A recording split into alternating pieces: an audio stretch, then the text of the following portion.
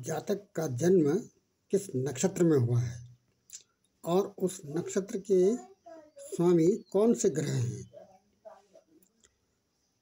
जिस स्वामी ग्रह की जो महादशा है, कौन से ग्रह की महादशा से प्रारंभ हुई और इस समय किस ग्रह की महादशा चल रही है और उसमें कौन से ग्रह की अंतर्दशा है, उसका क्या फल विचार किया जाएगा।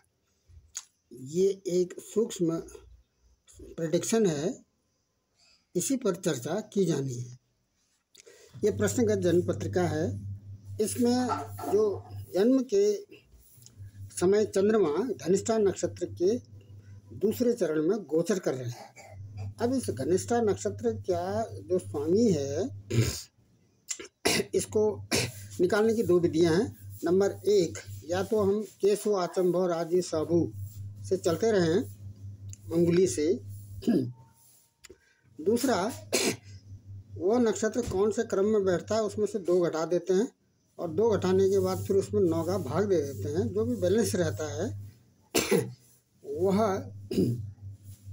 उसी ग्रह की महादशा चल रही है। अब उदाहरण के लिए धनिष्ठा नक्षत्र है। धनिष्ठा नक्षत्र 23वें नंबर का नक्षत्र है। अब ये जो 23वें नक्षत्र का नक्षत्र है, इसको यदि हम अंगुली से गिने तो केशु आचम भौ राजी सहबू, केशु आचम भौ राजी सहबू केशु। सु के बाद फिर सु के बाद आचम भौ, भौम आता है। भौम का मतलब होता है मंगल। तो इसका जो महादशा है वो मंगल की महादशा से इस जातक का जन्म हुआ है। दूसरा, यदि इससे सरलतम तरीका हम निकालना चाहें तो ये 23 नंबर का धनिष्ठा नक्षत्र 23 नंबर का है। इसमें 2 घटाएंगे 21 आएगा। 21 में यदि हम 9 का भाग दे देते हैं तो बैलेंस 3 आता है। तो तीसरे नंबर में सूर्य चंद्रमा और मंगल आते हैं। तो इस जातक का जो जन्म है वह मंगल की महादशा से प्रारंभ हुआ। इस समय जो महादशा चल रही है वो गुरु की चल रही है वर्षों के हिसाब से, और चंद्रमा की अंतर्दशा चल रही है।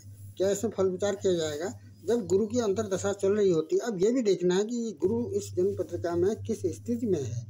ये दूसरे हाउस में है, जैसा कि कारको भावनाशा है। गुरु दूसरे भाव के पंचम, 9 और 10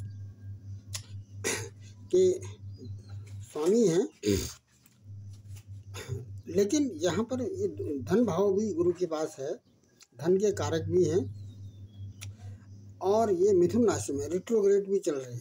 तो क्या होगा इससे गुरु की महादशा है और चंद्रमा की अंतर्दशा है। तो क्या होगा, धन की प्राप्ति होगी और विद्या अध्ययन में रुचि बनी रहेगी।